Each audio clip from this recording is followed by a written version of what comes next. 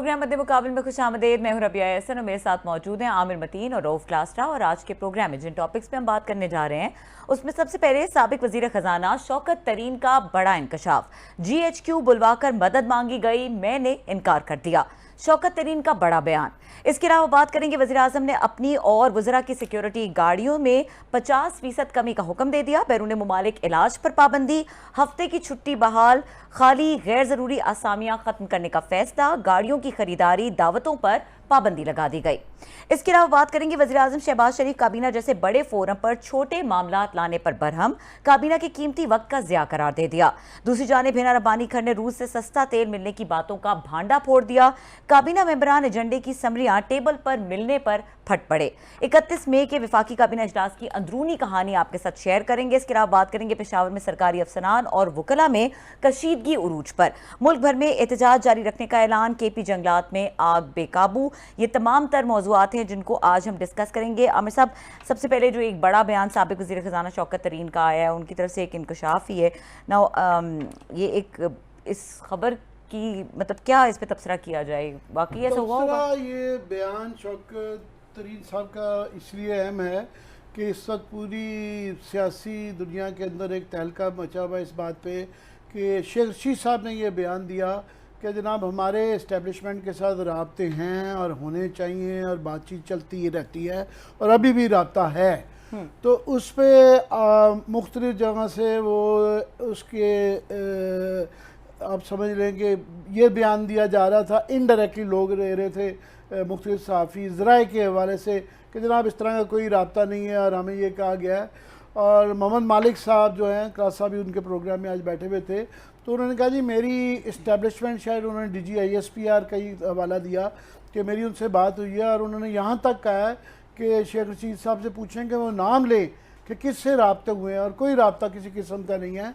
तो जब वो मोहम्मद मालिक साहब ये बात कर रहे थे, ज़ाहिर है वो स्टूडियो में बैठे हुए थे, अपनी तैयारी कर रहे थे, तो उससे चंद मिनट पहले ही ARY पे चौधरी गुलाम हुसैन साहब ने मदऊ किया हुआ था शौकत तरीन साहब को। और शौकत तरीन साहब, याद रहे कि कुछ अर्सा पहले उन्होंने सेनेट के अंदर ये पिछले हफ्ते ये कहा था कि जनाब हमारी हुकूमत गिरने से पहले मुझे बुलाया गया था इस्टेब्लिशमेंट, प्रॉब्ली उन्होंने जनरल बाजवा का नाम लिया, कि मैंने उस वक्त उनसे कहा था कि हमारी गवर्नमेंट जो है ना, हमारी इकॉनमी ठीक राह पे डगर पे चल पड़ी है और अच्छे फिगर्स आ रहे हैं, ग्रोथ के भी अच्छे फिगर हैं, एक्सपोर्ट के भी अच्छे फिगर हैं और रेमिटेंसेस के भी अच्छे फिगर हैं, तो हम टेक ऑफ करने जा रहे हैं, हालात ठीक हैं, इसको चलने दें। तो उन्होंने कहा जी बहरहाल मेरी बात नहीं सुनेगी। उसके बाद हमारी गवर्नमेंट गिर गई। आज शौकत तरीन साहब ने ये कहा उनके प्रोग्राम में, चौधरी गुलाम हुसैन के, अगर प्रोड्यूसर साहब को वो क्लिप मिल जाए तो हमें बता दें, दिखा सकें, कि उन्होंने कहा जी मुझे ये पिछले हफ्ते जनरल बाजवा साहब ने एक मीटिंग कॉल की थी जिसमें शौकत तरीन साहब को बुलाया गया, उसमें इस्माइल मिफ्ता साहब थे, उसमें बाकर रज़ा साहब थे और हफीज़ शेख थी। अब याद रहे कि हफीज़ शेख और बाकर रज़ा साहब, ये अफवाहें चल रही हैं कि जब भी केयर टेकर का कोई इंतज़ाम बनेगा तो IMF की तसल्ली के लिए शायद इनके नाम चल रहे हैं कि इनको शायद जो है केयर टेकर गवर्नमेंट के अंदर शामिल किया जाए। तो इस बात की तो कम से कम कंफर्मेशन आ गई कि वो they are very much in the game, कि उनको बुलाया गया, इन दो अशखास का उस मीटिंग में बुलाया जाना। ज़ाहिर है वो ऑन रिकॉर्ड TV के ऊपर कह रहे थे, शौकत तरीन साहब झूठ नहीं बोल सकते हैं वो। उन्होंने कहा जी वहाँ पे मुद्दा ये था मीटिंग का कि हमसे ये कहा गया, यानी PTI से ये कहा गया कि लार्जर नेशनल इंटरेस्ट के अंदर, कौमी मफाद के अंदर और IMF की तसल्ली के लिए आप भी ताउन करें और हेल्प करें हमारी कि ये ना हो। अब इसका जो भी मतलब आप निकाल लें कि वो बेसिकली PTI से ये कहा जा रहा था कि आप ये जो बेयकीनी की कैफियत है या ये जल्द से जुलूस है इसको रोके जाएं। उन्होंने ये कहा कि जी मैंने बिल्कुल इनकार कर दिया, बड़ा डेयरिंग था उनका ये कहना कि जी मैंने इनकार कर दिया कि जी आप लोगों ने कोट अनकोट या इन लोगों ने, मिफ्ता वगैरह कह लें, तो उन्होंने कहा जी हमारी गवर्नमेंट को आपने डिस्टेबलाइज़ किया, हमारा कोई अब रीज़न नहीं बनता कि हम ताउन करें, जो आपने करना है आप खुद करें, हालात आपने ख़राब किए हैं, अब सवारे भी आप खुद, ये शौकत तरीन साहब ने कहा। अब उसका एक तो ये कंफर्मेशन आ गई कि बिल्कुल राब्ते हो रहे हैं, और राब्ते ये नहीं है कि पहले ये उसको ये तासुर दिया जा रहा था कि राब्ते इस शेख रशीद की बात से ये तासुर था जिस तरह वो हमारे साथ राब्ते में है कि आपको दोबारा हम लेके आते हैं, मगर यहाँ से जो उनकी शौकत तरीन का उससे जो मैंने अखज़ किया है तासुर ये मिला कि इस वक्त ज़ाहिर है गवर्नमेंट तो परेशान है ही है, इस्टेब्लिशमेंट भी परेशान है कि हालात और इकानमी की जो सूरत हाल है वो बिल्कुल भी वो तसल्ली बख्श नहीं है। एक तो ये है कि डोनर्स की तरफ से इतला ये है कि ये जो बिल्कुल ख़बरें आ रही हैं, मोस्ट प्रॉब्ली कतर की तरफ इशारा किया जा रहा है, जो मियां मंशा साहब ने भी कहा है कि 3 अरब डॉलर की जो है ना वो डिफ़र्ड पेमेंट के ऊपर गैस वगैरह की वो ऑफ़र कर रहे हैं, साथ में 2 अरब डॉलर वो शायद यहाँ पार्क करेंगे या हमें ग्रांट कर्जा देंगे। तो उसके लिए मगर ये कहा जा रहा है वो कंडीशनल है। एक तो उसके बदले में वो कुछ हमारे एयरपोर्ट्स हैं उनको चलाने का वो किया जा रहा है कि हमें दे दिए जाएं, उसमें वो इंटरेस्टेड है। दूसरा डोनर्स की तरफ से ये कहा जा रहा है कि ये सारे मामलात हम मदद करने के लिए तैयार हैं, मगर आप पहले अपना हाउस इन ऑर्डर करें। ये बेयकीनी कि उसमें हर डोनर घबराता है कि आपको पैसे तो दे दें, हमें ये यकीन नहीं है कि हमारे ये पैसे का अच्छा इस्तेमाल होगा या ये वापस आएंगे, तो आप अपना पहले हाउस इन ऑर्डर करें। तो ये मीटिंग एक हाउस इन ऑर्डर करने का एफर्ट किया गया, जो कि शौकत तरीन के बयान से लगता है कि वो मर्ज़ी के मुताबिक नहीं गया। अब ज़ाहिर है शौकत तरीन साहब, मेरा अंदाज़ा है कि वो अकेले नहीं गए होंगे, इमरान खान साहब से पूछ के गए होंगे, और उन्होंने वहाँ जो जवाब दिया हुआ है वो भी इमरान खान की तरफ से ही जवाब दिया है। सो राब्तों की तो एक कंफर्मेशन आ गई। अब ये है कि इस मीटिंग का एक और पहलू ये है कि ज़ाहिर है इस वक्त बेयकीनी की वजह से एक मुआशी मसला तो बहुत ज़्यादा है। डॉलर आज जिस तरह मज़ीद 4 रुपये मज़ीद बढ़ गया है, उसके बाद सिर्फ अफवाह से कि जी 10-20 27 रुपये 10 से लेके 27 रुपये तक के अफवाह उड़ी हुई थी कि जी पेट्रोल की कीमत बढ़ जाएगी, और मुफ्ता साहब ने डिनाई भी किया कि जनाब ऐसा कुछ नहीं है।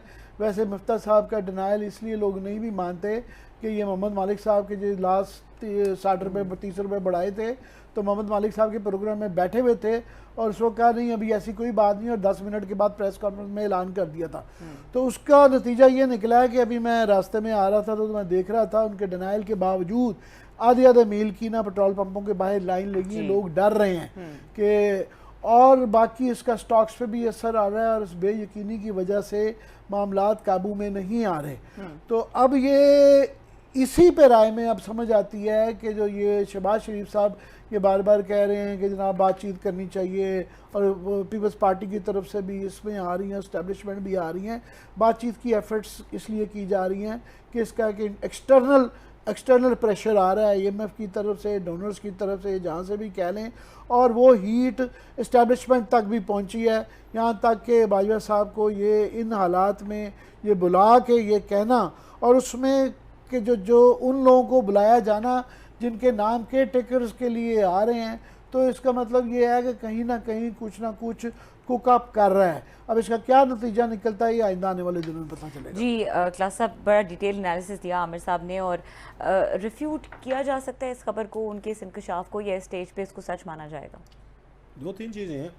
एक तो यहाँ से पेट्रोल से शुरू करते हैं। अच्छा। इस कौम को दाद तो दें ज़रा। वैसे V8 मैंने यहाँ पे लाइन में लगी देखी है, होंडा सिटीज़ देखी हैं, कौन सी गाड़ी होगी जो लाइन 1000 रुपये बचा लें हम? 3-3 4-4 करोड़ की गाड़ियाँ। मतलब इनको शर्म आनी चाहिए, बड़ी गाड़ी वालों को शर्म से डूब मरना चाहिए कि मतलब ये चलो बाइक वाला वो लाइन में लाग जाए, समझ आती है कि गरीब आदमी है, उसके लिए 500 200 400 रुपये बड़ी अमाउंट है। चलो टैक्सी जिसे बेचारे ने चलानी है उसकी भी समझ आती है।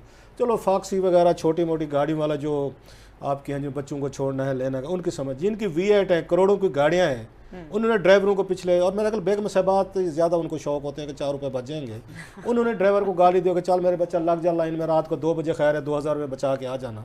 मतलब हमारी एलीट के काम तो देखें, मुझे उस पर आ रही है। हुकूमत आपको बार बार कह रही है अच्छा बढ़ जाए, आपने डलवा ली, टैंकी फिल होगी, कितना बचा लेंगे? मैक्सिमम 10 रुपये का मसला है ना, 8 रुपये इतने ही है ना जो वो कह रहे हैं जी 10-8 रुपये बढ़ाएंगे। आप वहाँ पे 100 लीटर भी अगर डलवाएं तो 1000 रुपया बनता है ना सर, अगर मैं गलत नहीं कह रहा। 1000 रुपये बचाने के लिए पूरे शहरों को आपने सब ब्लॉक किया, लाहौर, कराची, हिंद, सिंध, इस्लामाबाद।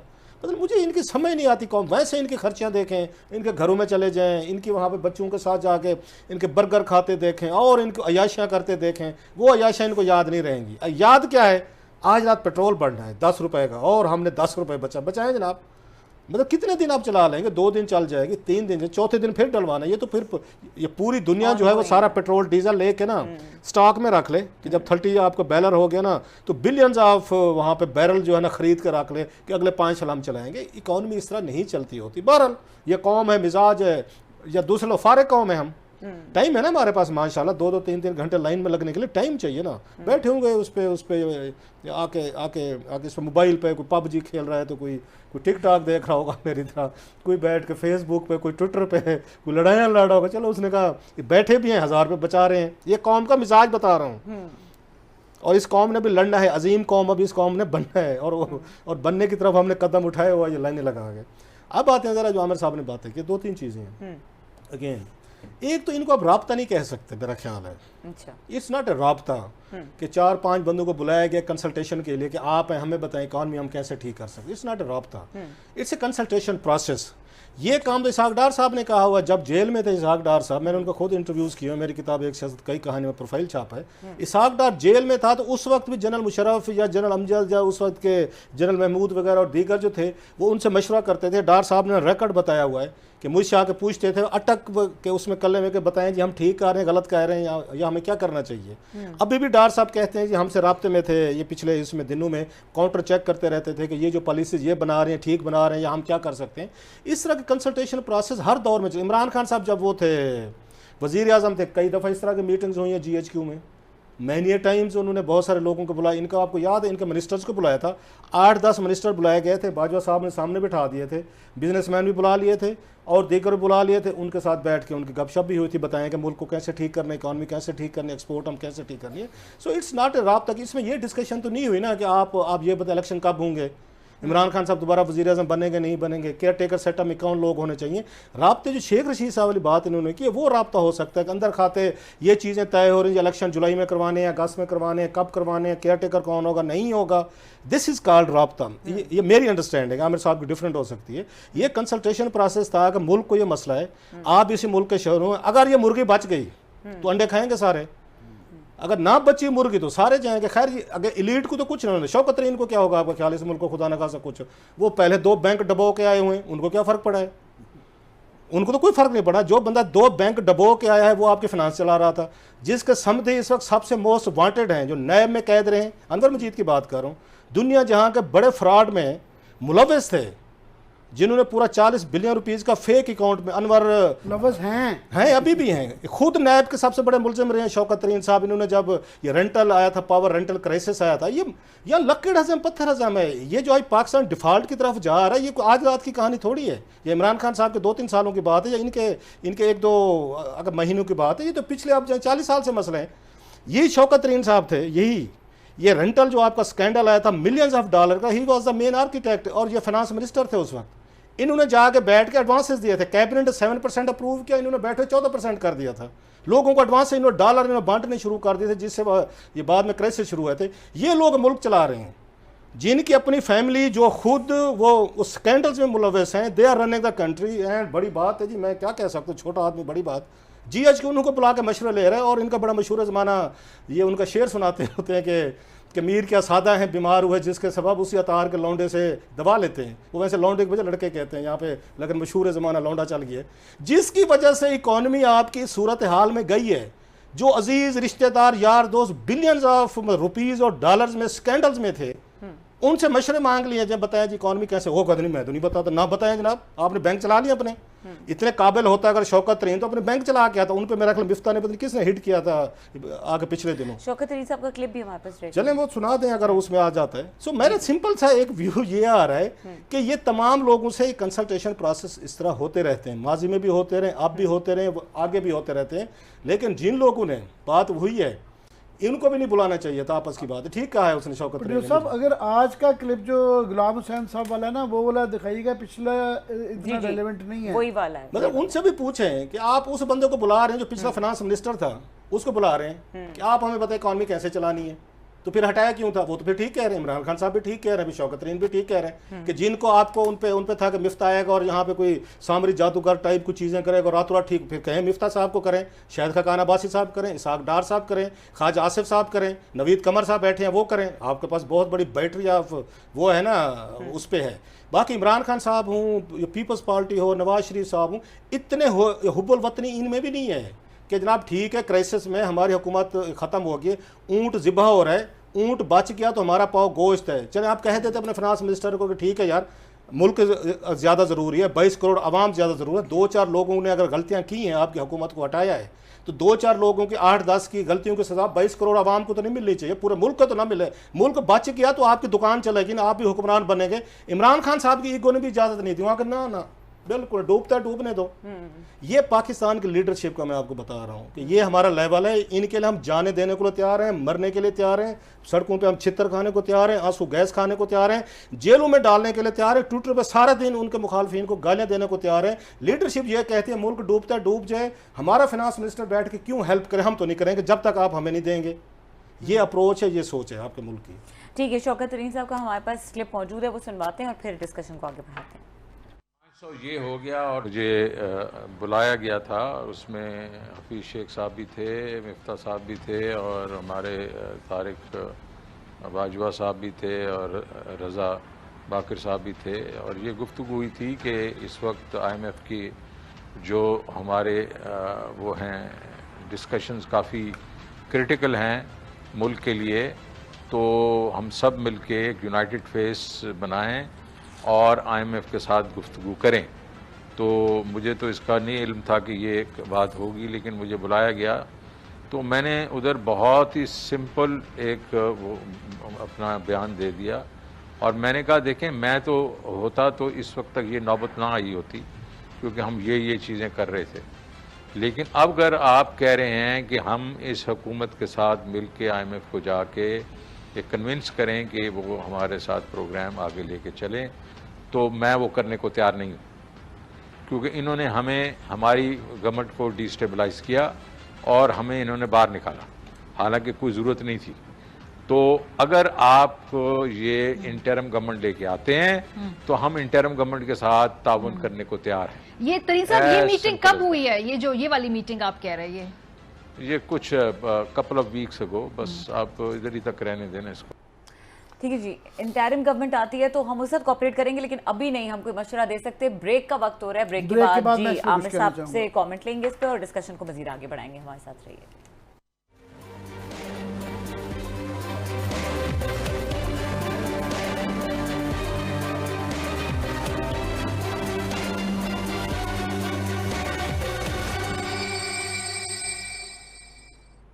Welcome back. आमिर साहब, ब्रेक से पहले आप कमेंट करना चाह रहे थे। जी, मैं ये शौकत तरीन का ये जो बयान आपने अभी दिखाया ये इसलिए बड़ा इम्पोर्टेंट है कि ये बिल्कुल का सब सही कह रहे हैं, ये राब्ता वाब्ता नहीं था, ये तावन की अपील थी। मैं तावन की अपील की बात यह है कि ये जो बार बार PDM का था कि जनाब इनकी हुकूमत को जो है चलाया जा रहा है, हाइब्रिड सिस्टम है और ये इस्टेब्लिशमेंट ही PTI को चला रही है, तो सिर्फ वो अब क्लियर हो गया है, मज़ीद कंफर्मेशन आ गई है कि यहाँ पे कोई न्यूट्रल या ए पोलिटिकल अगर कोई क्लेम करता है तो बिल्कुल सूरत हाल नहीं है। अब सिर्फ प्लेयर्स बदल गए हैं और उनके बिहार पे तावन की अपील है। अदरवाइज़ वरना ये आइनी तौर पे या कानूनी तौर पे ये कोई उनका बनता नहीं है किसी का इस्टेब्लिशमेंट का कि वो बुला के अपोजिशन से कहें कि यार जनाब आप तावन करें। और ख़ास तौर पे इसलिए भी कि अपोजिशन का काम होता है अपोज करना, और PTI के लिए ख़ास तौर पे जब वो समझते हैं कि वो सही ट्रैक पे जा रहे थे, कोई माने या ना माने, मगर मैं खुद हम बहुत ज़्यादा उनकी तनकीद करते रहे कि उनकी इकनॉमिक बेताशा पॉलिसी की और काफ़ी सारी ख़राब थी, बट टुवर्ड्स द एंड उन्होंने थोड़ा सा 2-4 चीज़ों पे डिलीवर किया था। अब जो ग्रोथ रेट आ रहा है कि 6.6% से ज़्यादा का बताया जा रहा है, फिगर है रेमिटेंसेस और $32 बिलियन के जो एक्सपोर्ट्स होने जा रही हैं, नहीं जो साल के एंड पे जो टोटल बन जाएगा वो 6 को भी क्रॉस कर रहा है पिछले उसका। तो वो कहते हुए कि जी हम, और वो उन्होंने बहरहाल सब्सिडी दी हुई थी और वो कहते थे कि हमारा इंतज़ाम है। अब ये कहें जी इनका इंतज़ाम नहीं था तो उनको चला लेने देना था। अब ये परेशान है और इस्टेब्लिशमेंट भी परेशान है, क्योंकि उन्होंने इनकी ज़ाहिर है इनके साथ एक पार्टनरशिप नज़र आ रही है आज तो, कि वो बुलाया जा रहा है और ये भी कहा जा रहा है ताउन किया जाए। तो क्योंकि आगे बजट के अंदर हालात मज़ीद ख़राब होने जा रहे हैं, कि जो आज ही मैं सुन रहा था कि 700-800 अरब रुपए के ज़्यादा टैक्सेस लगेंगे, और उस 700-800 रुपए के जब टैक्सेस लगेंगी, साथ में पेट्रोल की अभी नहीं तो कुछ अरसे बाद शायद पेट्रोल की कीमत मज़ीद बढ़ानी पड़ेगी, उसके बाद बिजली की उन्होंने पहले ही बता दिया बढ़ेगी, गैस की बढ़ेगी, लोड शेडिंग कंट्रोल नहीं हो रही। तो ये हफ्ते 10 दिन में, ये परसों बजट आ रहा है जो तूफ़ान आने वाला है, तो उसमें ये अपील करना कि वो जाके घर पे बैठ जाएं और उसके बाद सिर्फ जो है ना दुआएं करें पीडीएम के हक़ में, तो ये मैं इसकी कोई सियासी मंतक नहीं बनती। इस अपील का करना और इस उम्मीद का करना कि पीटीआई और इमरान खान ये मान जाएंगे, मुझे इसकी कोई सियासी मंतक समझ नहीं आती। जी क्लास साहब, इस पे कुछ कहना चाहेंगे? फिर कैबिनेट स्टोरीज पे आता हूँ। जी ये जो अपील वाली बात है, यही काम वहाँ से हमारे न्यूट्रल्स ने शुरू किया था, इमरान खान को ग्रो नहीं करने दिया। इमरान खान को उस वक्त अपनी गलतियां और उनसे संभलने देते और उनके लिए यस मैन ना बनते तो इमरान खान शायद बेहतर परफॉर्म करते। उस वक्त भी यही कुछ हो रहा था, अपोजिशन को भी हैंडल किया जा रहा था, मीडिया को भी किया जा रहा था, फिर पार्लियामेंट भी हो रही थी, साथ नैब भी हो रहा था कि इमरान खान साहब को तकलीफ़ नहीं होनी चाहिए। और इमरान खान साहब ऐसे सर पे चढ़े, फिर उसके बाद सारा पूरा मुल्क इस वक्त नच रहा है जनाब के उस पर किया कि जनाब हम आपको ठीक करके देंगे सारी चीज़। अभी फिर वही सिलसिला शुरू हो गया है कि अब आप बुला रहे हैं जी 4-5 आप आएँ और बिठाएँ कि मसले का, आप छोड़ दें इनको अपने हाल पे, इन सियासी हुकूमतों को, ये कर लेंगे। आपसे पहले भी हो रही थी, बाद में भी हो जाएंगी, मतलब क्या कर लेंगे वो बैठ के। हुकूमतों ने अगर तामुन अगर लेना भी है तो हफीज़ शेख से खुद बात कर लें। मिफ्ता इस्माइल साहब की उनकी मेरे को दुआ सलाम भी है, इनकी भी आपस, शौकत तरीन की और मिफ्ता साहब की भी है, सबकी आपस में जान। बल्कि शौकत तरीन साहब तो नवाज शरीफ साहब के बड़े करीब रहे हैं, इनको उस वक्त भी ऑफर थी जब वो नवाज शरीफ साहब थे वज़ीर आज़म कि आप हैं और हमारी इकनॉमिक टीम का हिस्सा बने। ये तो आपको तो बिजनेस मैन है, ये तो हर एक से फ़ायदे लेने वाली कौम है, ये तो हर एक के साथ झुमर मारते हैं। शौकत तरीन साहब किसके साथ नहीं खड़े होते, वो तो आपको याद होगा गिलानी साहब के भी वो थे, वज़ीर ख़जाना थे, वो शरीफों के साथ भी बैठ के कंसल्टेशन में थे, इमरान खान साहब के साथ भी मिले हुए थे। ये तो हर एक के साथ जहाँ से इनको फ़ायदा आ रहा होता है, जहाँ पे इनको अपने पर्सनल बेनिफिट्स आ रहे होते हैं, उस वक्त तो कोई पार्टी नहीं देखते। उस वक्त इनको ख्याल नहीं आता कि मैं जनाब के पीपल्स पार्टी के साथ भी खड़ा रहा हूँ, मैं जनाब उनको शरीफों के साथ भी अच्छे कैंप में हूँ, इमरान खान का भी हूँ। आपने उस वक्त तो कोई अपने वहाँ पर स्टैंड नहीं लिया हुआ आके चीज़ों का। तो जहाँ फ़ायदे नज़र आ रहे होते हैं, शौकत तरीन साहब ने बड़े आराम से हर हुकूमत से फ़ायदे भी लिए, साथ भी बैठे रहे, वजारतें भी ली हैं, सेनेटरशिप भी ली हैं, और आज उन्हें ख्याल आया कि जनाब मैं तो मदद नहीं ना करें, जनाब डूबने दें इस मुल्क को, एक ही दफ़ा हो जाए जो कुछ होना है, इलीट खुश हो जाए हमारी कि हम पॉलिटिकल पॉइंट स्कोरिंग करेंगे। ये टीवी पे कहना, ये कहना है जी मैंने कहा जी मैं नहीं आपके साथ तामुन करता, ये बहुत बड़ी बात है। अगर मुझसे पूछें, मुल्क का फिनांस मिनिस्टर मुल्क क्राइसिस में हो, इमरान खान नो इमरान खान, शहबाज शरीफ नो शहबाज शरीफ, GHQ नो GHQ। बाज़ दफ़ा आप अपने लेवल से ऊपर उतरते होते, ऊपर जाते होते, मुल्क को देखते होते, 22 करोड़ को देखते होते, आपने टीवी पे इतना बड़ा कह दे, मैंने कहा जी मैं क्यों करूँगा भाई साहब, ये मतलब है उनकी पॉलिसी अपनी हो तो क्लास साहब बसाद है, अगर उनकी अपनी पॉलिसी हो तो आपको ये बात अच्छी लग रही होगी, मुझे नहीं लग रही। मुझे मैं सिर्फ कह रहा हूँ मुफ्ता इस्माइल की पॉलिसी है, पीडीएम की पॉलिसी है, शौकत तरीन क्यों ताउन करे? मैंने नहीं कहा कि करे, बिल्कुल ना करे, आप भी इस हक में ना करें इस मुल्क के साथ ताउन, नहीं करनी भी नहीं चाहिए, उसका काम है अपोज करना। इस मुल्क को डूबने दें, ये 22 करोड़ को डिफॉल्ट होने दें, यहाँ पे वो श्रीलंका वाला हाल होने दें, इलीट को खुश होने दें, इस इलीट का कुछ नहीं होगा। जब पॉलिटिकल इंजीनियरिंग पहले की, मतलब इनके हक में हो रही थी पॉलिटिकल इंजीनियरिंग, उस वक्त ठीक थी, उस वक्त भी गलत थी, नहीं वही बता दोबारा कर लिया, अब तीसरी की तरफ आप इस तरह की चीजों को प्रमोट कहेंगे। मैं वो तो नहीं जाना चाहिए था, इमरान खान साहब बड़े बनते हैं, फिर रोकते ना जाता, फिर उस शौकत तरीन को कहते आप क्यों जा रहे हैं, उनको क्यों भेजा फिर उनको? नहीं, मैं इमरान खान का कोई अपॉलॉजिस्ट नहीं, मैं आपकी बात नहीं कर रहा हूं, हर बात को सीरियस अपने पे ले जाते हैं। जब हम एक उस डिस्कशन कर रहे हैं उसका बता रहे हैं, इमरान खान साहब को नहीं भेजना चाहिए था। आप फाइनेंस मिनिस्टर हैं, इस मुल्क में रहे, इस मुल्क से आपने बेनिफिट्स लिए हैं, इसमें शौकत तरीन की बात कर रहा हूँ। अगर इकॉनमी के लिए मशवरे मांगा जा रहा है, आपको ये तो नहीं कहा जा रहा कि आप जनाब एहतजाज ना करें, गलत ना करें। इकोनॉमिक अपने आप को एक्सपर्ट कहते हैं, अपने आप को टेक्नोक्रेट कहते हैं, मुझसे तावन की इससे उन्होंने क्या तामुन लेना था इस बेचारे से, जो उनका क्लेम है, हमारे भाई जो अपना बैंक नहीं चला सका। IMF में हमारी मदद करें, मदद का मतलब है शोर ना मचाएं, चुप करके घर जाके बैठ जाएं। शोर उसी वक्त उन्होंने लॉन्ग मार्च का ऐलान किया। इमरान खान ने क्यों जल्दी लॉन्ग मार्च का ऐलान किया पता है आपको? जब उन्होंने ये कहा है कि जनाब इसको IMF को ये गुजरने दें, 2 दिन रुक जाएं, उन्होंने फ़ौरन आके उन्होंने अब्राप्ट कहा कि अब तो हम करेंगे। मेरा रोना ये कि सर 22 करोड़ आवाम का है, एलीट को कुछ नहीं होगा, इमरान को भी कुछ नहीं होगा, जरदारी, शहबाज शरीफ, शौकत तरीन, इनके पास बड़ा पैसा है, बड़ा माल है, ये निकल जाएंगे और यही आवाम भुगतेगी जो ये कहे बिल्कुल ठीक किया जी, तामुन नहीं किया, आप ही भुगतेंगे, आवाम ही भुगतेगी। मेरा सिंपल सा ये है, अगर मुल्क क्राइसिस में जिसकी वजह से भी है, आप भी उन्हीं के बेनिफिशरी रहे हैं ना, मैं इनकी बात करूँ PTI के, आपको भी सपोर्ट कर रहे थे, आपको उस वक्त TV चैनल ये बंद करवा रहे थे इन्हीं के लिए, अपोजिशन को जेलों में करवा रहे थे, शोज बंद करवा रहे थे, बंदे वहां पे ढकवा रहे थे, उस वक्त ठीक थी, उसको GH ठीक कर रहा था इनके साथ मिलके, तो सभी गलत कर रहा था। मैं इनकी बात कर रहा हूँ सर, कहाँ गलत कर रहा हूँ। ब्रेक का वक्त हो रहा है क्लास साहब, आमिर साहब डिस्कशन को कंटिन्यू करते हैं ब्रेक के बाद, और इस हवाले से ही बात करेंगे कि एक तरफ तो हम देख रहे हैं बहुत ज़्यादा सिचुएशन क्रिटिकल हो रही है, जहाँ पर पेट्रोल प्राइसेस की बात है या जहाँ पर बिजली गैस की बात है, दूसरी तरफ कुछ ऑस्टेरिटी मेजर्स भी गवर्नमेंट की जानिब से लिए गए हैं, अब वो कितने इनफ हैं और किस तरह के मेजर्स को इसके ऊपर डिस्कशन करेंगे। ब्रेक के बाद हमारे साथ रहिए।